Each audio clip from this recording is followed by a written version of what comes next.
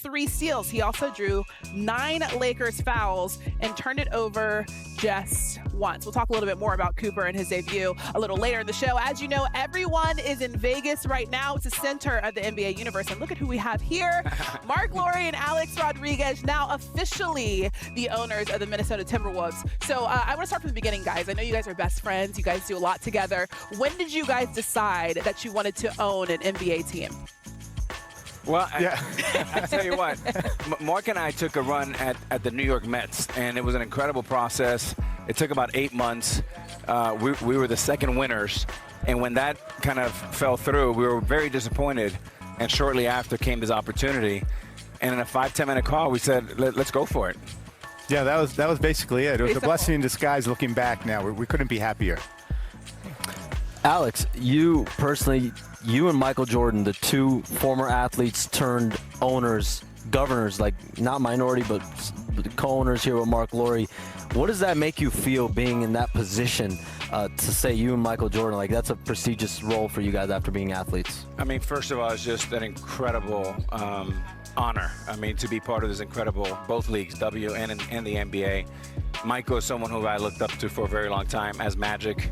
Magic's been also a good friend and a great mentor, and I just think about that 12-year-old boy who saw his mom working 2 jobs and collecting food stamps, and to go from there to here with a great partner like Mark, I just could not be more honored.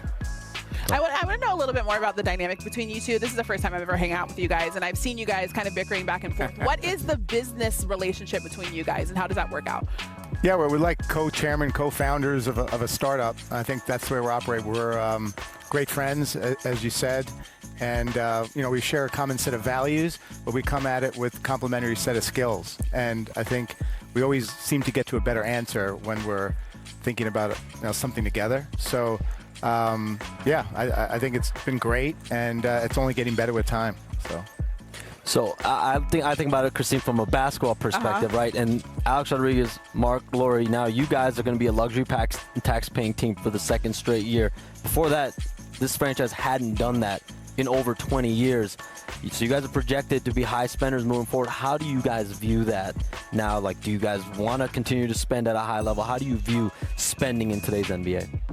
Yeah, I mean, just like a startup, you're investing into the future enterprise value of the team, and that's on behalf of the fans, that's on behalf of the community, and the players, right, as well as us. But the franchise values are increasing at a rapid rate, and we're taking that money and reinvesting it back in to create a winning culture, a sustainable culture of winning. So.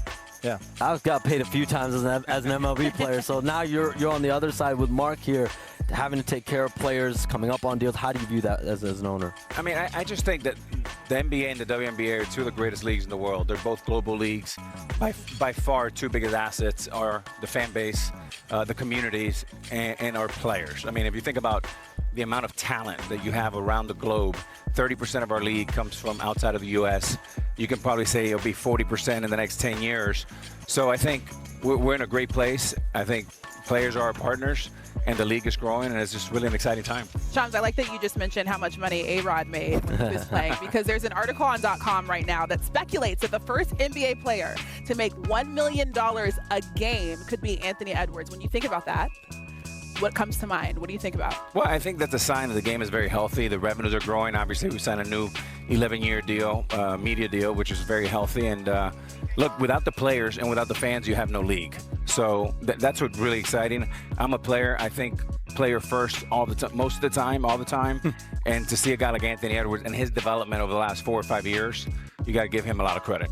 I think there's a lot of speculation whether or not Anthony Edwards will be the face of the league, face of the franchise. I know that you've been there before. What do you wish the public knew about how much it takes to be the face of a franchise and of a league?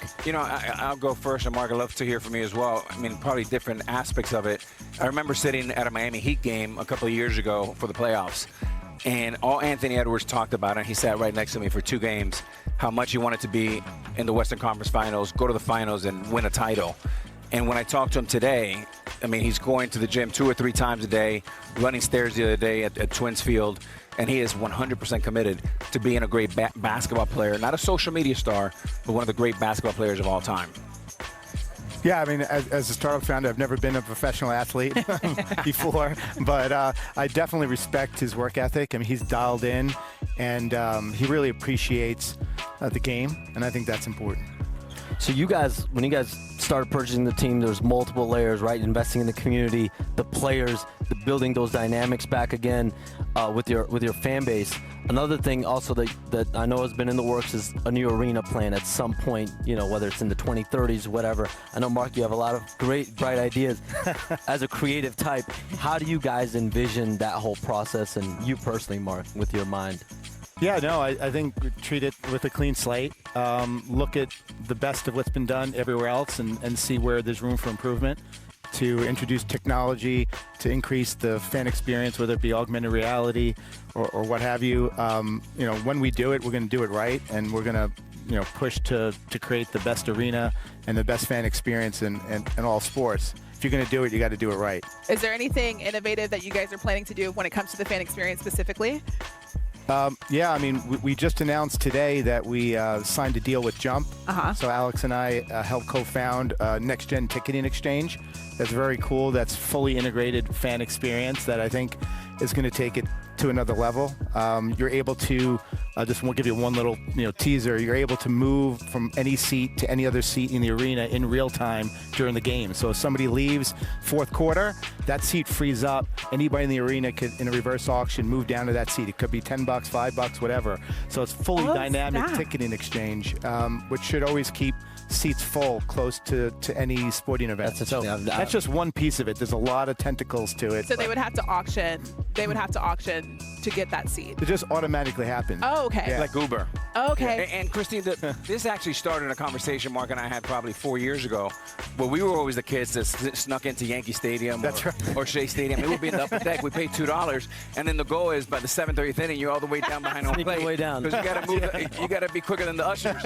And Mark, all of a sudden, like a week later, he's like, I got an idea, and boom, we started Jump. Yeah. And that's how it started. I love that. Amazing. You could be sitting courtside by the end of the game. That's amazing. Well, guys, thank you so much for joining us, and congratulations on all that you guys are doing. Thank you. Can't wait to Thanks, see it. guys. Thanks so much. All right, let's get back to the action on the court last night. Time for our big three plays of the night. Number 3, Carter Bryant, the number 14 pick in the draft out of Arizona. What did he do? There he is with a block off the backboard for the Spurs. He had 5 points and 3 blocks. At number 2, He was a monster defensively. He was. Come on, show Johan. all right, number 2, Labissiere. He was also a monster. Let's Put see back. Ooh. That was crazy. Put him out on poster. Former Kentucky legend. He had 14 points off the bench.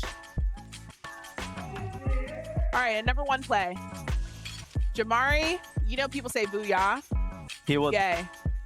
Buzzer beater. Wait for it.